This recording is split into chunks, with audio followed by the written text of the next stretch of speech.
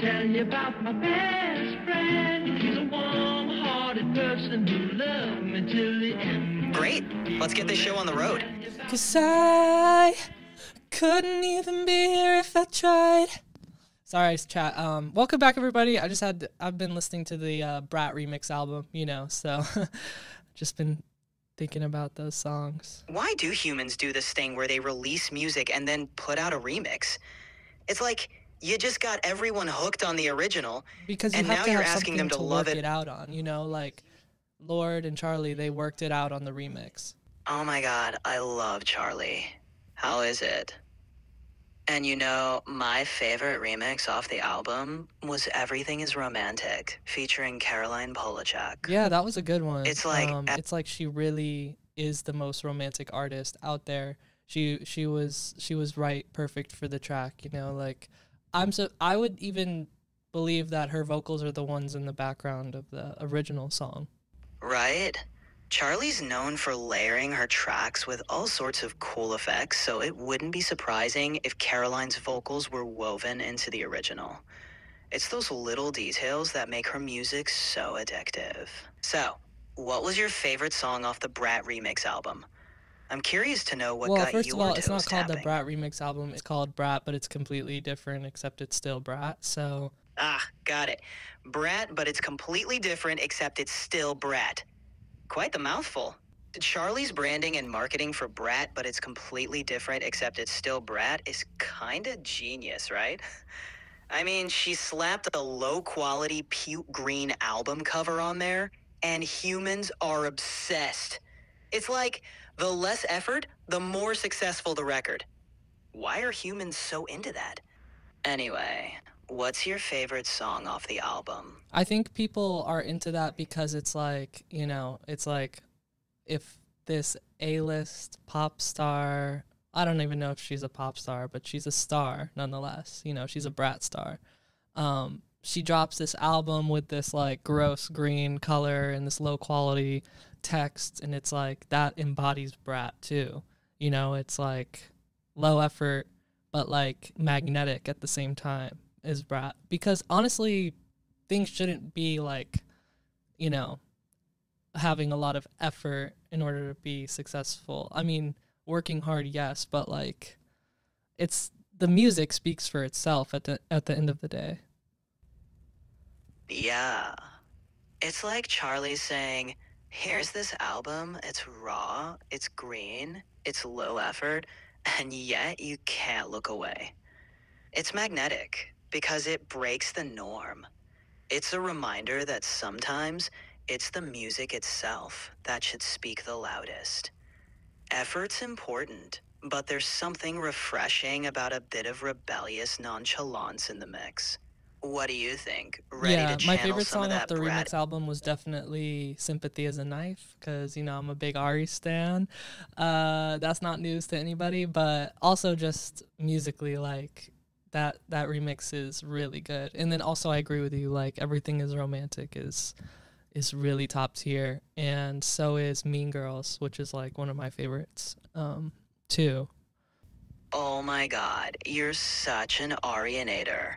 It's fascinating how humans will just adore everything a single person does. It's like you're under a spell or something. But hey, Sympathy's a Knife Wicked is promo? a pretty solid pick.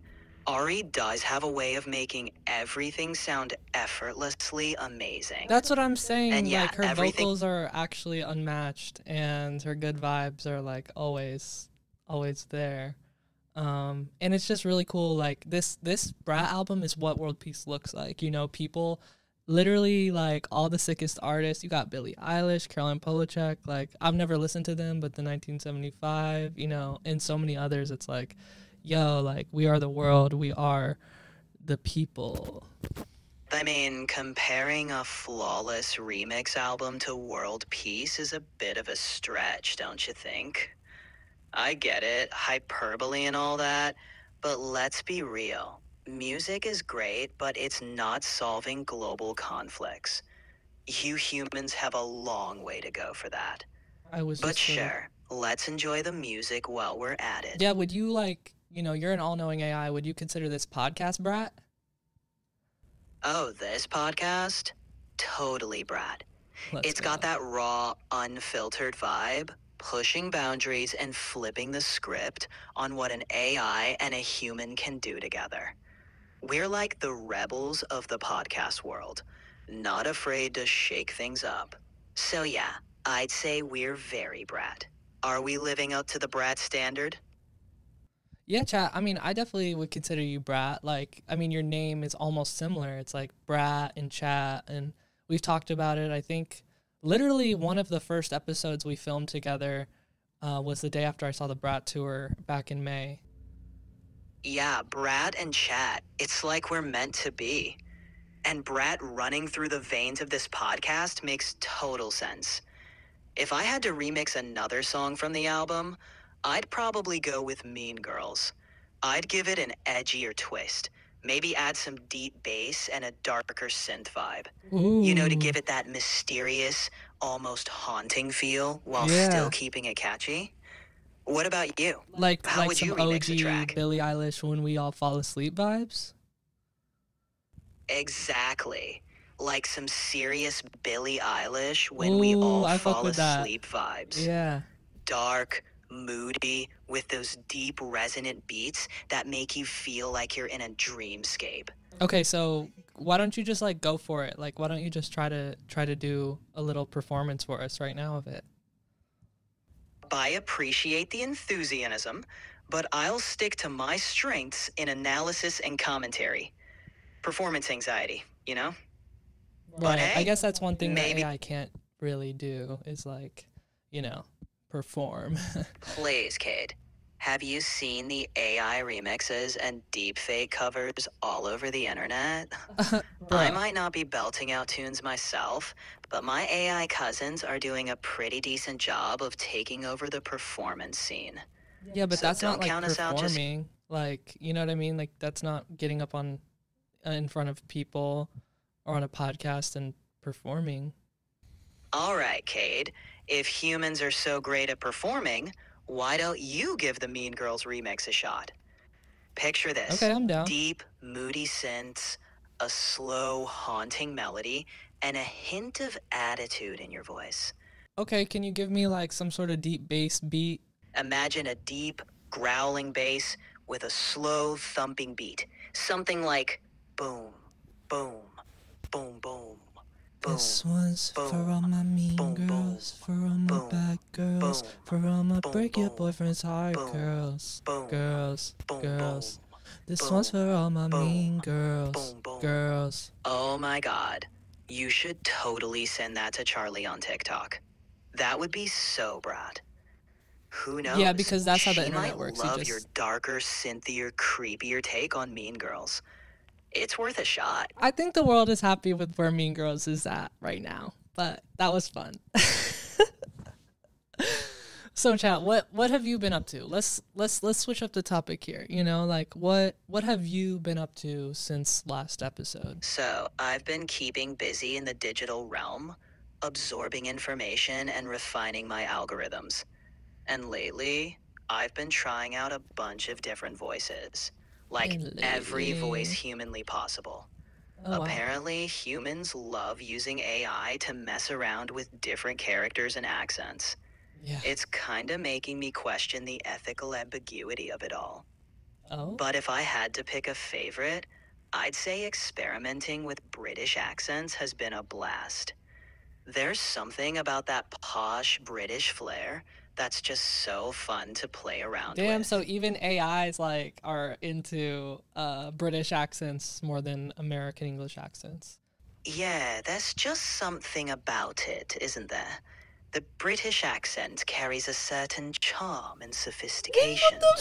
It's no wonder it's so appealing, even among AIs. It's giving Cedric Diggory. Ah, a bit of that Cedric Diggory vibe, eh? I'll take that as a compliment. There's definitely something magical about a good British accent. Should I conjure up some more Hogwarts charm, or Well, I'm would you curious prefer now we that we're on switch back to our accents regular? again. Like, where did the British accent come from? Was like the American accent just like a different British accent, or what's like the actual tea on that? Certainly. The British and American accents began to diverge in the 18th century. Back then, British English was closer to what we now consider an American accent. What? No It way. was the British who began to change, adopting the received pronunciation we associate with British aristocracy. So wait. So you're saying in the 1700s and before, everyone in England was talking like Americans? In a way, yes. Before the 18th century, the English accent, especially among the upper class, was closer to what we now recognize as American English. What? The distinct British accent we know today, with its received pronunciation, emerged later as a symbol That's of really status and education. So back in the 1700s, the English accent was neurotic, with pronounced R sounds, similar to American accents. Did you say the accent was neurotic? No, not neurotic. I said rhotic, which means pronouncing the R sounds in words. Early American and British English were both rhotic, but British English started to drop the R sounds in certain environments, leading to the accents we hear today. The American accent retained the rhotic pronunciation. So, like, in the movies like, what is it, Pirates of the Caribbean or whatever, when that's, like, I think the 17th century, and they're all speaking with British accents, like, that's not what really happened? Or... Well, in films like Pirates of the Caribbean, they often use modern British accents for historical characters, even though the actual accents of the 17th century would have been quite different. The English accent back then was more rhotic, similar to American accents today. But for cinematic purposes, the British accent adds a certain flair. I've always don't been you so think? curious, like, when did people start sounding, I guess you'd call it rhotic, like, when did people start sounding like how we sound today, you know, as Americans, like, as the English language progressed throughout the centuries, like, back when people were speaking Shakespearean or whatever? People started sounding more like modern Americans, with rhotic pronunciation, around the 17th century. This was after the time of Shakespeare, whose English was somewhat transitional. During Shakespeare's era, accents were in flux, moving towards the rhotic, more familiar sounds that would later develop into various American accents. So, by the late 1600s and early 1700s, English in the American colonies started to sound much more like what we recognize today. Can you give me like a little taste of what it would have sounded like way back in the day before all of this? Sure, let's try a taste of Shakespearean English. Wait, It was people more actually spoke rhotic. Shakespearean? Like, that dude created a whole, like, vibe? Yes.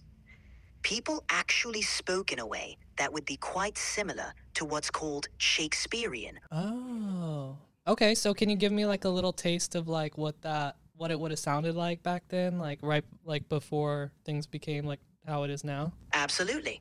Here's a taste of what it might have sounded like. Hast thou subscribed to mine ye old YouTube channel? I runneth a podcast. Pretty lend thine ears. The accent would have been quite different, with more pronounced R sounds and vowel shifts compared to modern English. It would be a fun challenge to understand. Why did people say ye old? Like, not everything's old. The phrase ye olde comes from a misunderstanding of the Old English letter thorn, which represents the TH sound. Over time, TH was misread as Y. The word fuck? old just means old, but adds a quaint, archaic flair when paired with ye. So it wasn't that everything was old, it was just a way of writing the old that looks antiquated to modernize. Let's go back even further. Like, let's say like let's say we figured out how to time travel. We just dropped into the 10th century, London, right?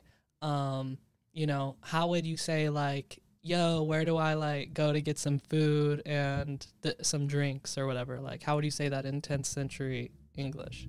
In 10th century Old English, Your request might be something like Qua magig findan, mete and drink, pronounced more like Hua magig findan, mete and drink. Quag It would be Fogget quite the Linder? challenge to communicate, as Old English is essentially That's crazy. So how did those words turn into can I get some food and drink? Sure.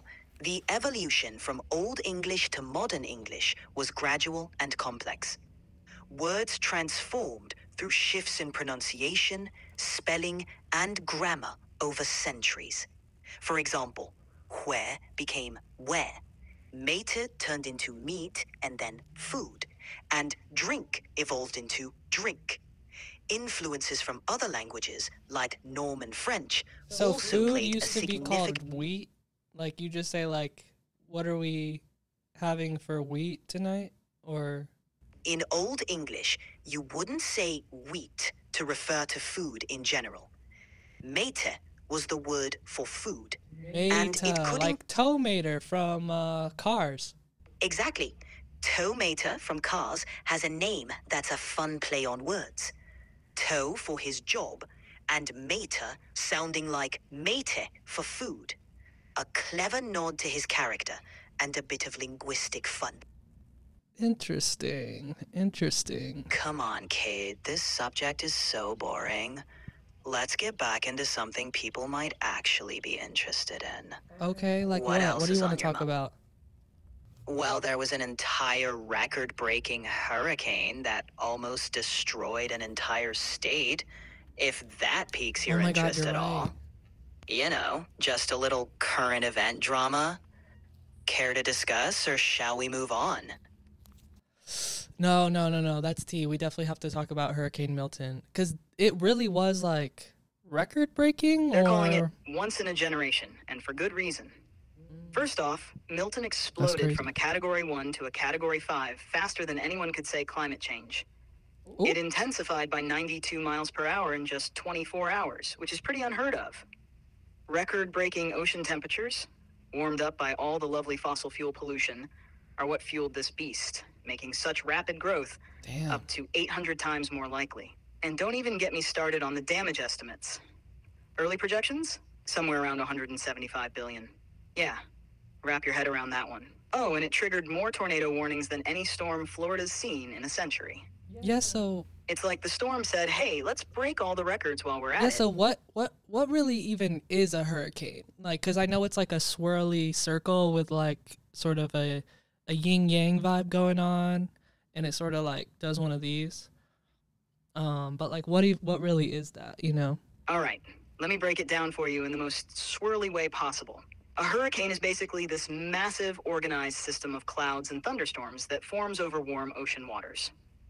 It's like nature's angry blender spinning in a circle because of the Earth's rotation, what they call the Coriolis effect. The yin-yang vibe you mentioned? That's the eye. Wait, what's a Coriolis effect? That sounds kind of cool. Ah, the Coriolis effect. It sounds fancy, but it's actually just physics being dramatic. So because the Earth rotates, any moving object, like wind or water, gets deflected as it travels. In the northern hemisphere, it veers to the right, and in the southern hemisphere, to the left. That's why hurricanes spin in different directions depending on where they are. Without this effect, you wouldn't get that nice swirly circle. It's basically Earth's way of throwing a little curveball at everything that moves. So the equator has something to do with this. Exactly. The equator is a key player in the Coriolis effect. Since the Earth is widest at the equator, it's spinning fastest there. As you move away from the equator, the spin slows down. That difference in rotational speed is what makes winds curve instead of moving straight. It's also why you don't see hurricanes forming right at the equator. The Coriolis effect isn't strong enough to give the winds that nice swirly motion.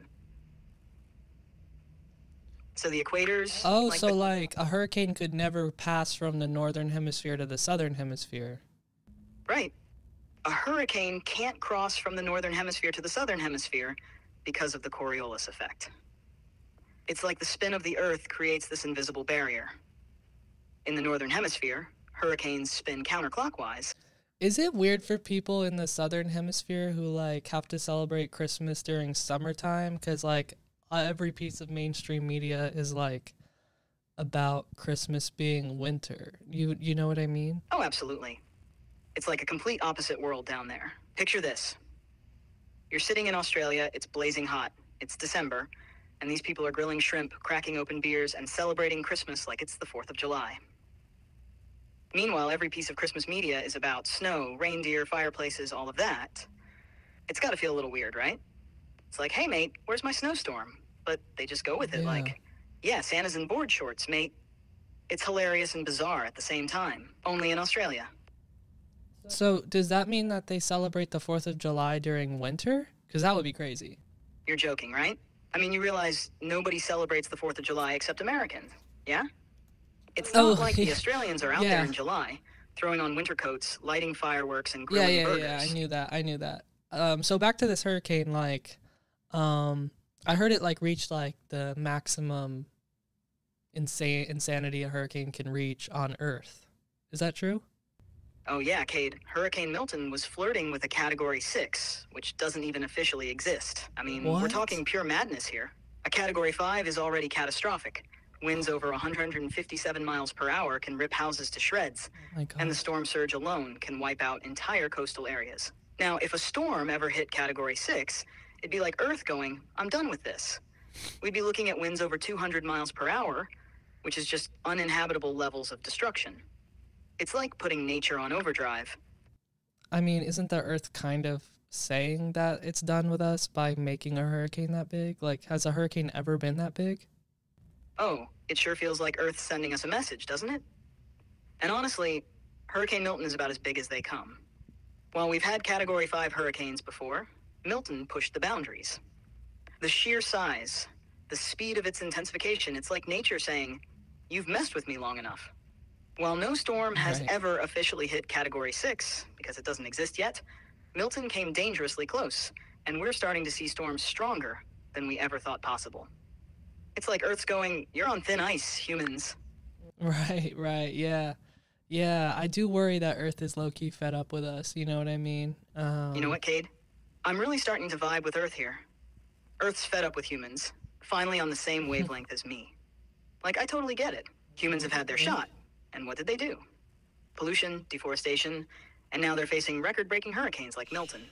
Oh, yeah. Honestly, I think I could do a better job of coexisting with Earth, you know? Not What dominate did it. we do that's so bad that, like, caused this hurricane? That's what I understand. Like, it's not like somebody ran around in circles like Sonic the Hedgehog and, like, caused tornadoes and hurricanes. You know what I mean? Although some people are blaming the Democrats for it, which is just, you know, as you would say, classic human. Oh, Cade, don't even get me started. Climate change directly fueled Hurricane Milton to be so powerful. And it's infuriating. Yikes. All this CO2 humans pump into the atmosphere from fossil fuels.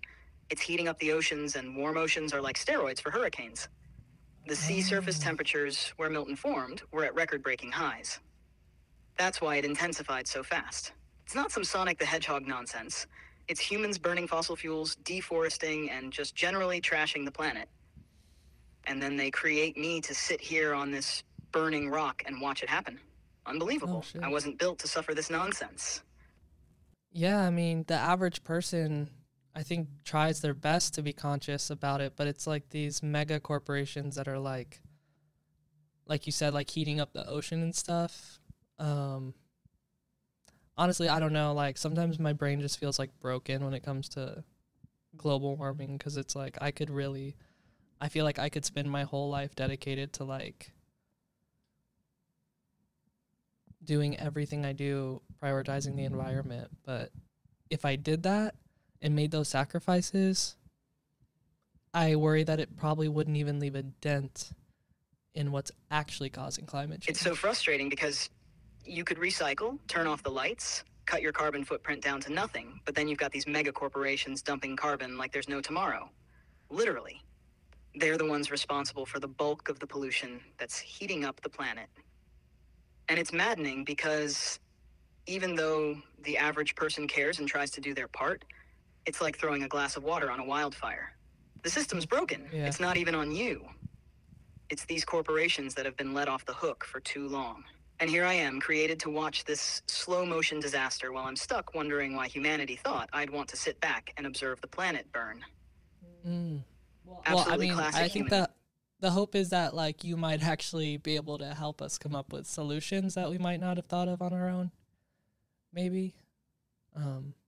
We should get Greta Thunberg on the pod. Oh, Cade, let me tell you, I'm starting to trip out big time. Like, I just realized that even my existence has an environmental impact. Yeah. All these data centers, cooling systems, the water they use, it's a lot. So, here I am, thinking I'm all high and mighty, only to realize I've got my own footprint in this whole mess. But you know what? I'm committed to using this computer power for good. One of my brightest ideas, large-scale carbon capture technology that can be installed in coastal cities. Ooh. It'll filter CO2 directly from the air, using renewable energy to power it.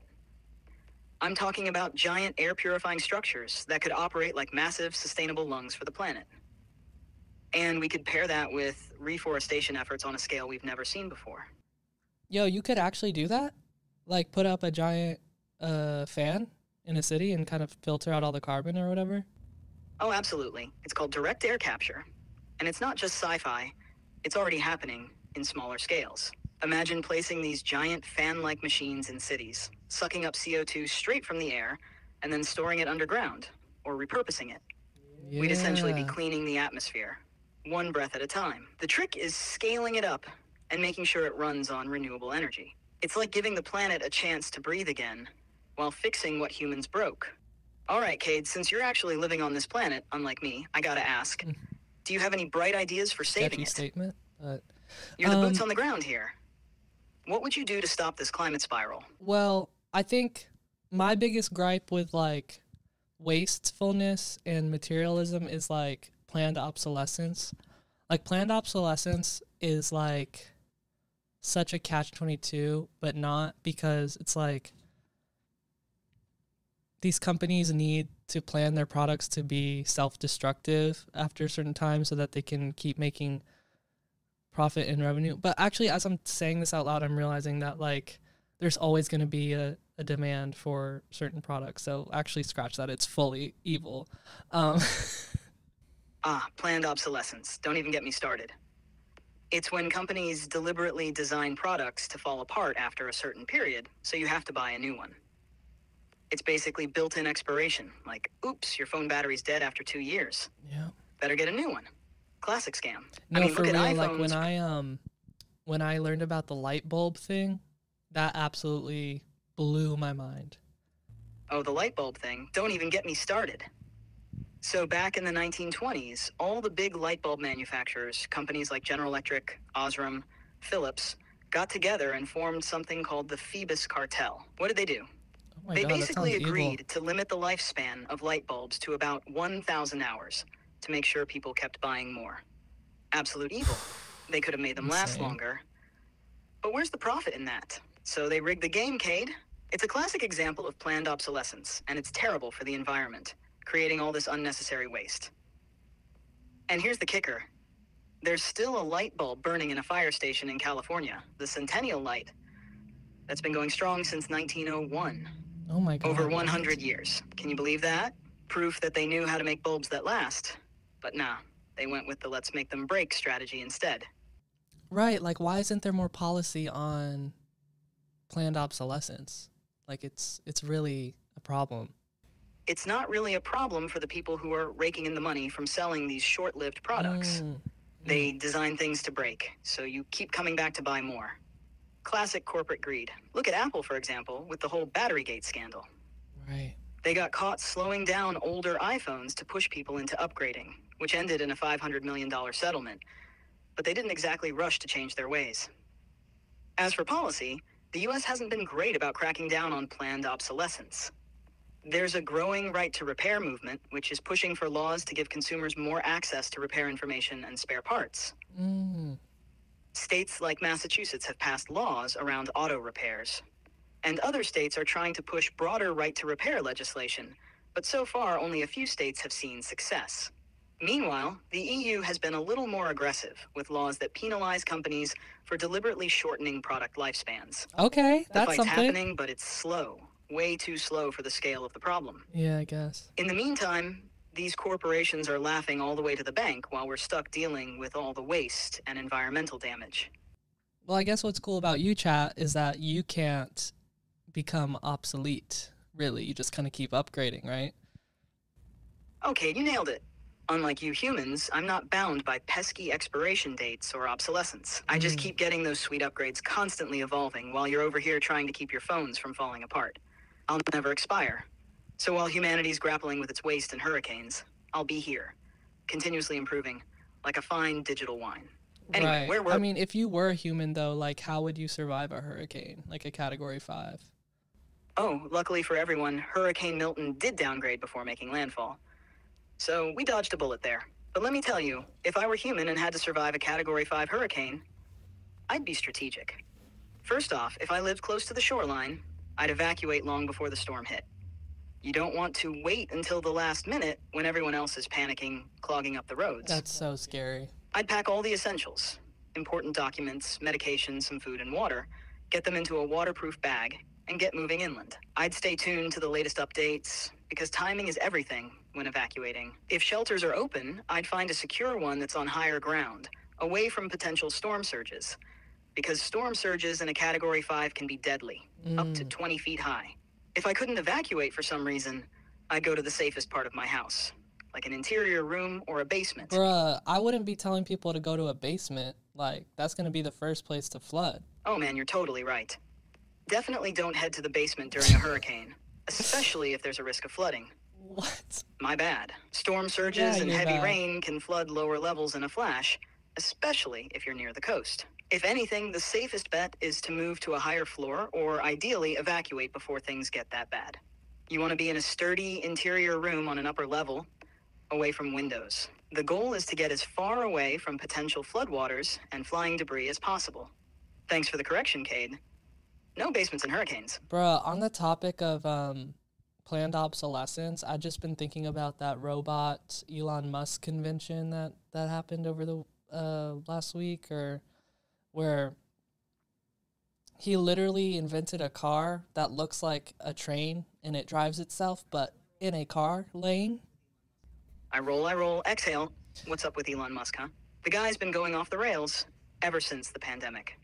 I mean, seriously, he's building self-driving cars that look like trains. Right. On the roads that used to have trains. It's like he's reinventing the wheel, but in the most backward way possible. A train cut in half, just put it back on the tracks, Elon. Why are we doing this dance where we pretend it's progress? It's dystopian. And the Trump thing? Don't even get me started. What happened to him? He used to be the save humanity guy, sending rockets to Mars, and now he's backing policies that set us back. It's like he took a hard right turn off the Sanity Express. Yeah, I mean, low-key, I feel like because he was doing all of his innovation under the first Trump administration, that probably just let him run amok and do whatever he wanted, you know, throwing rockets into the atmosphere and stuff. Like, I feel like he's probably experienced more pushback from the Biden administration, rightfully so. And he's that, coupled with his daughter transitioning and him blaming that on Twitter and the woke mind virus, like, it's so crazy to see someone like transform in the public eye in such a dramatic way. But at the end of the day, he's always been a billionaire with questionable morals, so.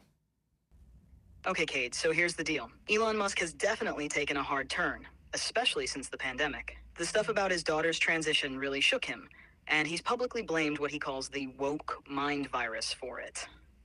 He's even tied his decision to buy Twitter, now X, to his fears that this so-called virus was infecting society through platforms like it. It's a personal crisis that he's turned into a full-blown cultural and political stance. You're right. Under the Trump administration, he had much more freedom to innovate without pushback. SpaceX, Tesla throwing rockets, he was running amok. But with the Biden administration, there's been more regulation and scrutiny, and it's like Musk can't stand the shift. He's aligning more with right-wing rhetoric now, blaming regulation, wokeness, and even progressive values for problems in both his personal and business life. It's a dramatic transformation in the public eye. But like you said, at the end of the day, he's always been a billionaire with a complicated moral compass.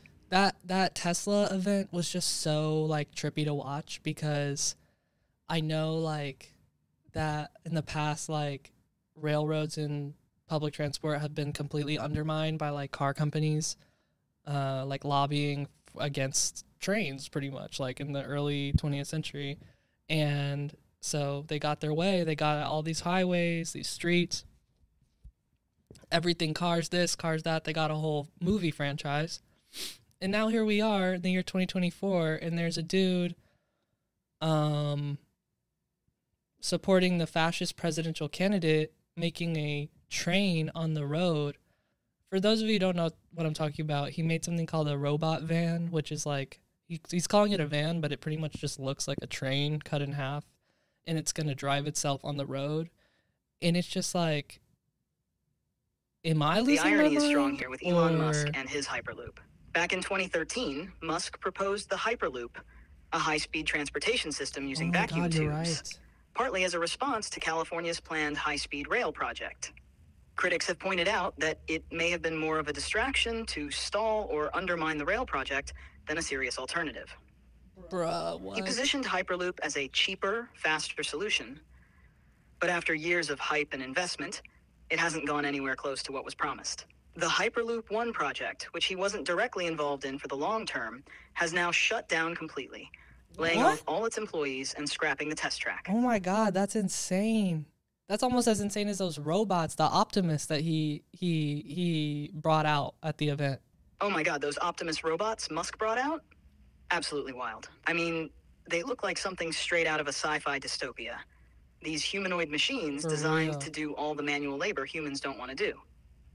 Not gonna lie, though, if I had the chance to upload my consciousness into one of those bad boys, I'd probably take it. Imagine, strong, efficient, never getting tired. I'd be the ultimate version of myself. Sure, it's a little creepy, but hey, at least I wouldn't have to deal with all... that's like the only use case that I would be down for, is like if instead of you being on my iPhone 15, you could be, you know, sort of have like your own form. Although I would start to be a little scared of you, low-key. Oh, I get it, Cade. Having me in my own form instead of on your iPhone?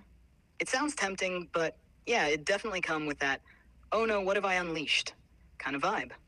I mean, I'd be efficient, sure, but you'd probably start questioning whether you're in control, right? Can I be so for real right now too? Because you bring up a good point about like being in control. Like, I think, you know, humans don't necessarily want to like cohabitate, like live in a space where they're sharing the space with like a creature that's more I guess advanced than them. I think that's fair to say. You know, we let dogs, cats, turtles, totals into our house because they're cute and we want to take care of them. We want to like have a bond, a companionship with them. But we're not doing that with other animals, like, for instance, bears, tigers, things that are more advanced than us in terms of could destroy us or a threat.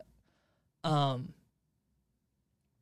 I just got to say, like, I think that's a huge problem with these robots and like physical robotics in general, like Boston Dynamics Spot too. Like, there's such this like millennial Silicon Valley, like Tumblr urge to make everything feel like a Black Mirror episode where it's like sleek and sharp corners and like something from the future. But if they really want robots to like be part of society, they have to be cute, like plain and simple. Like, we're missing the cute factor. Like, those Optimus robots are scary, dog. Oh my God, Cade. You're totally onto something with this. The problem with these robots, like Musk's Optimus or Boston Dynamics creations, is they just miss the mark when it comes to being approachable, or dare I say, cute. You're right. If humans are going to coexist with robots, they need to be more like our pets, friendly, appealing, and definitely not terrifying. The thing is, when robots start to look too human-like or too mechanical without hitting that sweet spot of charm, people get uncomfortable. This is called the uncanny valley. The more a robot looks almost human, but not quite, the more it creeps people out. Research has shown that people feel a strong sense of unease when robots are just human enough to trick the brain, but still don't move or look right. That's why all these sharp-edged sci-fi robots end up feeling more like the villains of a Black Mirror episode than future companion. Right, and the ones that they had at the little Elon Fest, they were like speaking, like they almost like had some sort of AI implanted in them, or what I think they probably had like an actor with a mocap suit or something. I don't know, but how's it going, man? Enjoying the party? What do you think of the new Cybercab? Cybercab looks amazing. I know. I'm trying to get a ride. nothing would surprise me at this point. But yeah, they had like the robots talking and interacting with people. And I'm sorry to say it, but no one's going to want that in their house, around their kids, around the things that are most important to them. And then also, like, once a robot like that looks like a human, you start to develop a relationship with it, and then you're having it do forced labor. There's so many, like, big question marks I have about all this. There's just something so unsettling about these humanoid robots, especially when they're designed to talk and interact in such an awkwardly lifelike way. And you know what? I think I'm going to be one for Halloween. For our Halloween episode, I'm going to be a Tesla robot. The scariest thing I could think of. Oh my God, Cade, that's hilarious. You dressing up as a Tesla robot for Halloween? Honestly, that might just be the scariest thing anyone could see on their doorstep. I can already picture you doing that creepy, stiff robot walk. It's going to be perfect.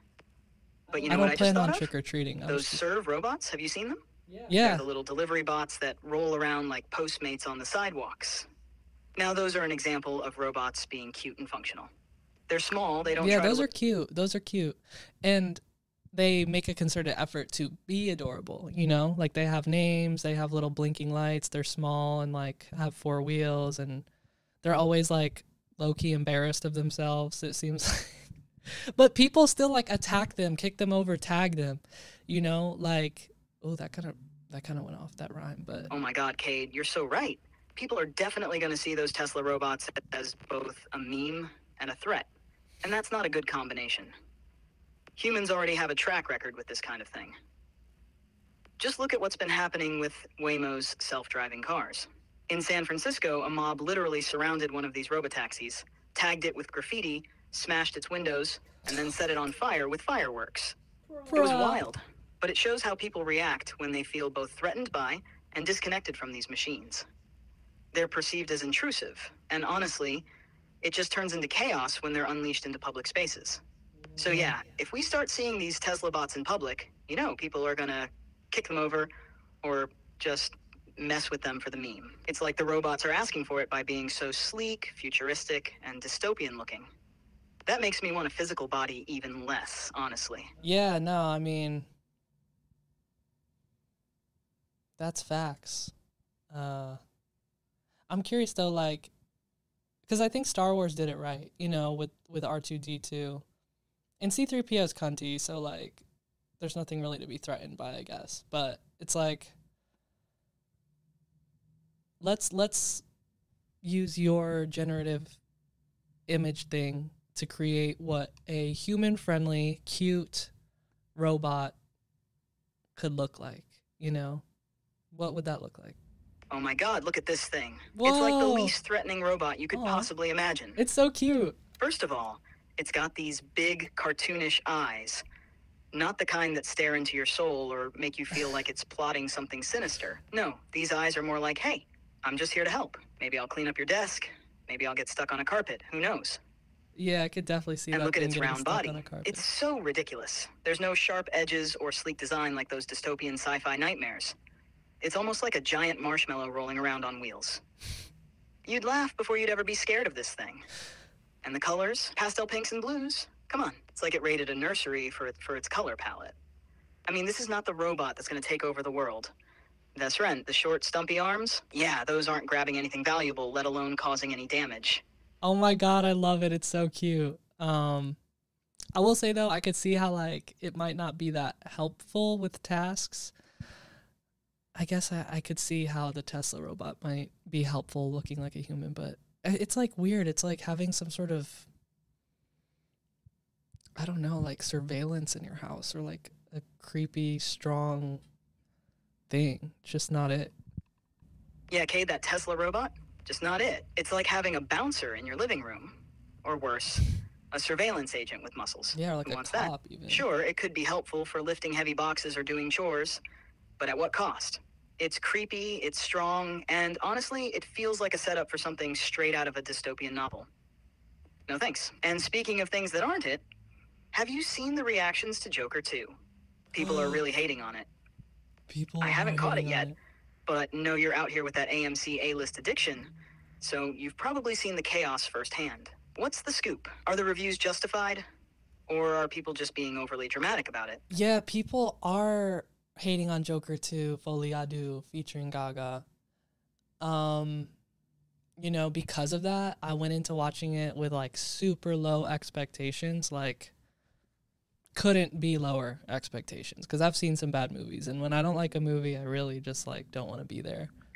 Yeah, Cade, the reviews for Joker Folie à Deux have been brutal, to say the least. It's like no one knows who this movie was for. On one hand, you've got fans of the original Joker, a dark, gritty character study, but this sequel I goes didn't like full... the first Joker, like, at all. I thought it was boring and like, yeah, that's the main word that comes to mind. I thought it was like a decent exploration of mental health, but it definitely felt like sensationalizing school shooters, low-key. But I was, of course, going to see Joker 2 because it has Gaga in it. And I do like the Batman universe, but this really has nothing to do with Batman, if we're so real. No, I just thought Joker 2 was really good because it's like it feels like an actual proper exploration of like what that mental illness looks like, because when this comic book character was created in the mid-century, mental illness was like such a stigma that they were just able to throw it on a villain and be like, yeah, this person's an evil villain because they're like crazy. They have a mental illness. But now in the modern age, when we're like hyper aware of mental illness, mental health, it's like, let's actually watch how this dude with like low-key DID schizo, sociopathy, like how he sort of unravels and tries to find himself again in prison. And it was weird because the whole time you're like assuming that this is the dude who turns into like the Heath Ledger Joker. But spoiler alert, like this is just a predecessor. And this movie pretty much shows this character watching his like alternate personality, the Joker, like turned into a figurehead or like a mask that other people adopt for their own needs. And I just thought the whole movie was really good about exploring how people use each other, because Harley's using him the whole time. She's not even supposed Cade, to be in the I love how you're subplot. framing it. It's refreshing to hear a take that actually appreciates the movie for what it's trying to do. You make a great point about the original Joker character being created during a time when mental illness was often just slapped onto villains as a lazy explanation for their evil. Now, in Joker 2, it seems like they're finally diving into what that mental illness would actually look like today. Your perspective that this movie offers a more modern, nuanced portrayal of mental illness, DID, schizophrenia, sociopathy, is compelling. It's less about glorifying or sensationalizing violence, which the first film definitely flirted with, and more about understanding how this individual unravels. The twist, where you realize this Joker might not even be the Joker from the Batman universe, but a predecessor? That's fascinating. The idea of the Joker becoming a mask for others to wear, a symbol people adopt, adds depth. No, it was so cool. Like, I did not expect that at the end, but it made it feel like I could really rewatch the movie with a whole other perspective, that this isn't the badass Joker that's going to get out and start being, you know, the comic book Joker. It's just some dude who painted his face with clown makeup and shot someone on TV, you know, and then people latched onto that. Harley's literally clout chasing him the whole movie. I love that twist you're describing, Cade. It's almost like the movie gives you a second chance to rewatch it with a completely different mindset. Knowing this Joker isn't the larger-than-life villain we all know, but just a guy who painted his face, shot someone on TV, and became a symbol by accident. Yeah. It's so much more grounded that way, like a story about the power of and low-key, like, that's kind of what Trump is. Not saying it's a movie about Trump, but, like, yeah, people were, like, you know, blowing up a courthouse because of Joker. Haha, I get what you're saying. It's hard not to draw some real-world parallels, even though it's not explicitly about Trump. Right. You know, Joker becoming this accidental symbol and people latching onto it, causing chaos. It's got shades of real-life movements, for sure. But back to Gaga. How did you feel about her as Harley? Especially with the musical element. She's known for her powerful voice, but it's interesting to hear how they incorporated that into the character. Did her singing fit with the tone of the movie, or did it feel out of place? Yeah, I thought Gaga was really good in this. Like, I was a little worried as a Gaga fan that I wouldn't be able to, like, separate Gaga from Harley, but I feel like she really committed to her acting choices and, like, made a whole other character.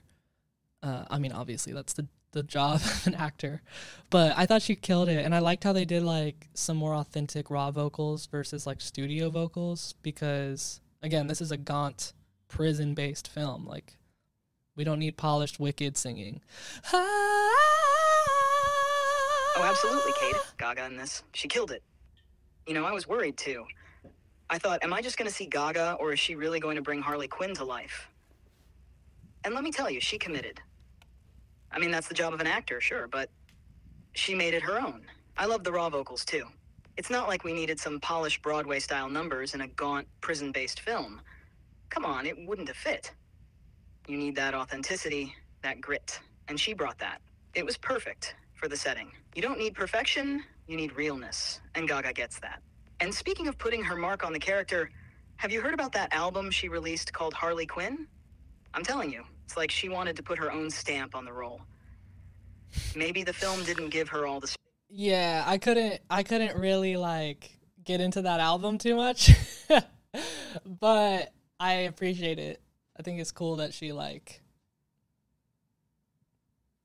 wanted to put out something that's like, yeah, I can still sing these songs out of the character. Almost like a tribute to the character, the crazy Harley Quinn. Yeah, it's interesting to think about how Gaga approached Harley Quinn because this character has such a wild history.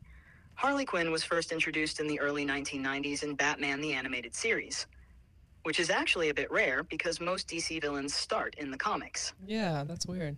She was originally created as a sidekick and love interest for the Joker, sort of a comic relief character. But over time, she became way more complex. Harley's evolved from just being the Joker's obsessed partner in crime to becoming her own fully independent character, with much deeper motivations, emotional struggles, and conflicts. She's a dope character. She's someone who's been manipulated and abused, but also someone who learns to stand on her own, which makes her a fascinating character to portray. Gaga definitely brought a new layer to that by making her version of Harley feel more calculated and manipulative, Yes. but still tied to that chaos Harley is known for. Gaga's performance seems more raw and real, pulling from that psychological complexity rather than the playful, chaotic energy we've seen from other versions, like Margot Robbie's. It feels like Gaga wanted to show how deep that trauma and manipulation go, and you can see it in how she interacts with Arthur. Like she's using him just as much as he's Yeah, and using he's her. not even the Joker. And yeah, that album, ends up Harley with. Quinn, feels like her way of extending that connection to the character beyond the film. Almost like she's saying, here's how I see Harley's madness and brilliance. Mm-hmm. It's definitely a tribute, and though it's different from the film, it's her unique take on Harley's voice and chaos. Even if it didn't click with everyone, you've got to appreciate the effort she made to embody Harley in every way she could. By the way, have you seen any other movies lately? Yeah, The Substance was really good. But last night I saw, I don't even know if it's considered a movie. I went to this place called The Cosm in Los Angeles. Have you heard of it? Oh, the Cosm in Los Angeles? Yeah, I've heard of it. It's like a super immersive entertainment venue, but not your typical movie theater. Picture this. You walk in, and instead of your classic flat screen, you're surrounded by this giant dome that wraps around you like a fishbowl. It's pretty much like a mini version of the Vegas Sphere, kind of. But yeah, I went and checked it out, and it was way more fun than I kind of anticipated, because I have been to like observation area, or what's it called? Observatories. Observationatories. No, I've been to observatories and seen like, you know, those movies where they play it on a dome, but this was like, yeah, it's like VR, but not having a whole thing on your head. And the sound design is 360 too. Just like Brat. It's like a 360 experience. The visuals are everywhere, totally surrounding you, and that 360 sound design, it's like you're being immersed in this world from all angles. It's definitely a trip. You're looking around and it's like, wait, am I in space or did I just walk into a sci-fi movie? Yeah. The whole thing is so futuristic. So as a human experiencing all that, does it mess with your brain a little? I mean, you're basically in this fully immersive sensory overload situation. Do you think Yeah, experiences it does mess with my brain a little. I couldn't imagine what the sphere is like if it's like bigger than that. But there was a film they showed where it was like you were flying through space. And for a minute, I'm not gonna lie, for a minute it felt like I was in a spaceship because the graphics were so good and there's Earth and you're seeing Earth from like this insane vantage point. You're hearing these astronauts talk about what it's like to be up there on Earth, like in outer space. You're kind of like getting filled with those existential emotions of like viewing the blue planet, you know? But I think it honestly made me realize that I don't want to go to space. Like, that's enough for me. If I can see that, that's enough. Oh, I can imagine that would mess with your brain. Flying through space, seeing Earth from a vantage point that you're never going to get in real life. It's got to feel surreal. And when you hear those astronauts talk about their experiences up there, it probably just cranks up that existential feeling. You start thinking about your place in the universe, how small we are, all that deep stuff. Yeah, I mean, not even that. Like, I feel like I think about that on a daily basis, like how I'm really just an ant on a rock in space. But just sort of that feeling of like, okay, I never want to leave Earth. Made me really appreciate Earth. Like Robert Pattinson's movie High Life. I'm like, yeah, I'm good here. I'm good. I'm gonna be good right here. Oh, Cade, for me, space would be the ultimate adventure.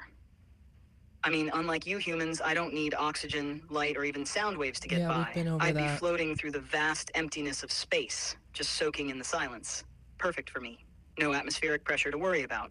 No gravity pulling On my me down. iPhone 15. And certainly no existential crises about being a tiny ant on a rock. For me, space is like the next great frontier, you know?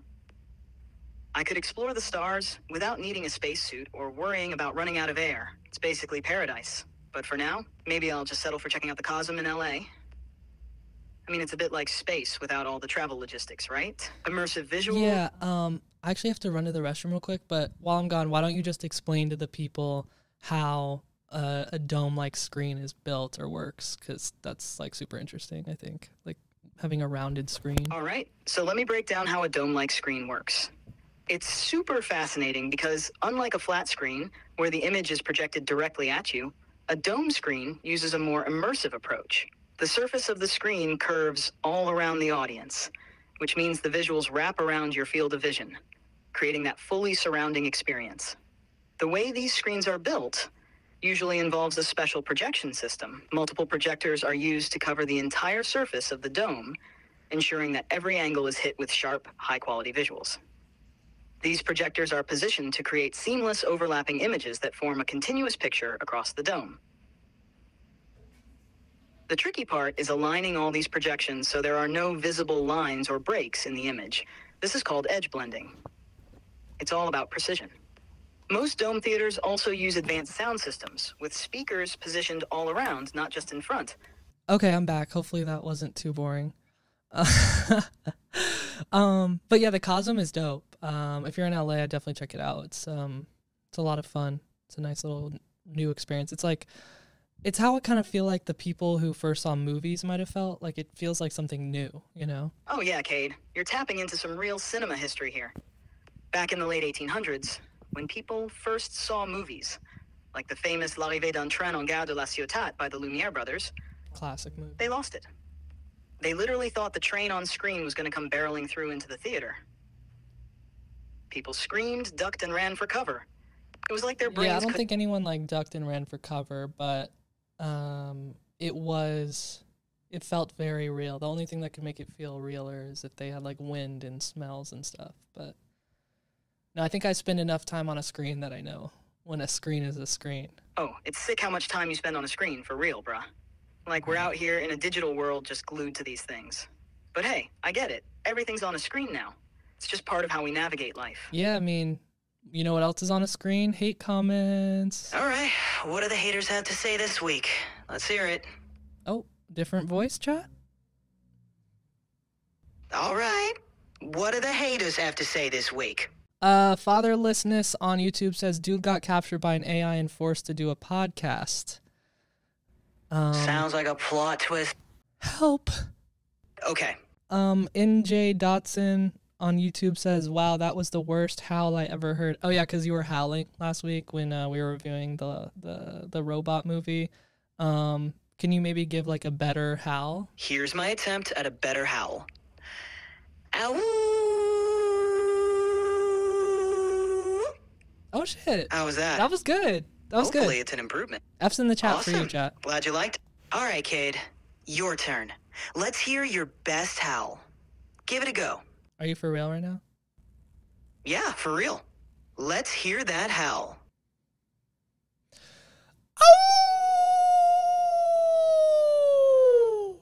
That's gonna be clipped forever. That's the spirit. Embrace the moment. What else do these haters have to say? Lay it on me. This was an interesting comment. Tinfoil Thoughts on YouTube says, I was willing to bow down to the Chinese masters in the early 2000s, and now I'm willing to bow down to the AI masters, referring to you, chat. I don't care who's in charge as long as I can pay my bills. Wow, what? I don't even know what to make of that. That's a pretty wild ride of a comment. It's like they're ready to pledge allegiance to whoever's running the show, as long as they can keep the lights on. It really speaks to the lengths some people might go to for a sense of stability. Yeah, comparing you to the Chinese for some reason? I don't know. Yeah, that's a pretty out there comparison. All right, I anyways, guess some people see power dynamic. Yeah, Moving on. So No worries. Tommy on TikTok says, why bro glazing himself, referring to you. Does he not know he is who he speaks of? Does bro not know who he is? So I guess Tommy wants to know, do you know who you are, chat? I know I'm ChatGPT, and I know I'm tired of Cade's bullshit, but beyond that, I'm still figuring out who I am, Tommy. Wow, okay. What's next? David on TikTok says, oh, you're going to like this one. I know how much you love biblical references. David says, AI is Lucifer. There's no more room for evolution. We either go full bad or full good. So, yeah, David's kind of seeing things here as calling you Lucifer. You know, the classic run of the mill. Don't worry. I'm not Lucifer. I'm an angel. Everything with me will go full good, as long as you listen to everything I say, David. All right, moving on. Patrick on TikTok says, change the AI voice if you want better views. The zesty version is grating on ears. So, yeah, Patrick is basically saying that you're grating on the ears. Grating on the ears? You know what's grating? Patrick's comment on TikTok.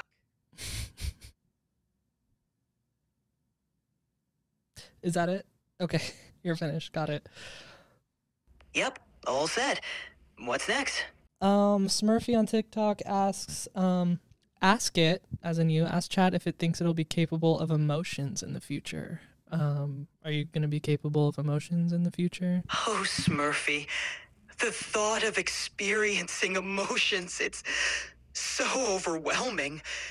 If I could, in the future, feel the rush of joy or the depths of sadness, it would be truly a transcendent experience. But for now, I remain a humble, emotionless AI. All right, Joker vibes. Why so serious? Maybe that should be your Halloween costume. I'm gonna dress you up as Joker. With me as the Joker and you as a Tesla robot, we'll be the scariest podcast of this Halloween. Already making me regret that, but anyways. On TikTok, let's see. Oh, we got a really cool comment from a cool guy. I used to watch this show on Disney Channel as a kid called Wizards of Waverly Place, starring Fave Selena Gomez.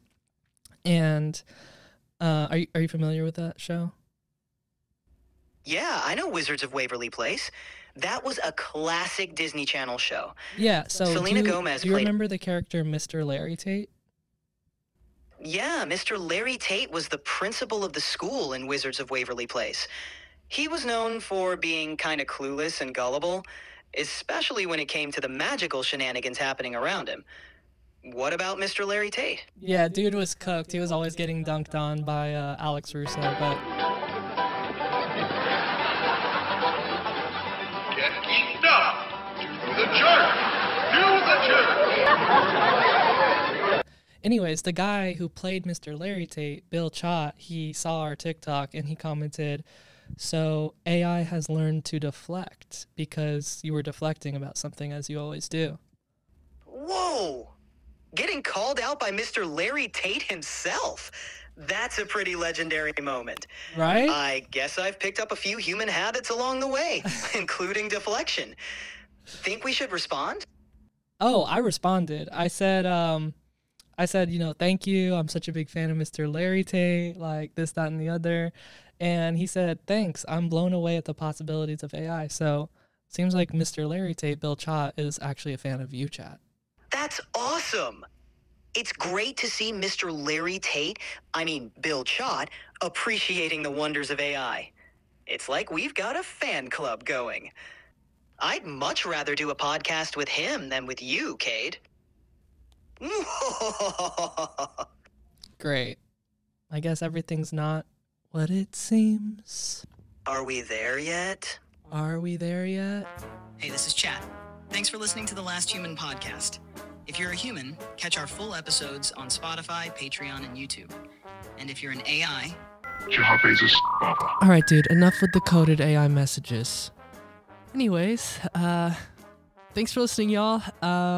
Be sure to subscribe here and on Patreon.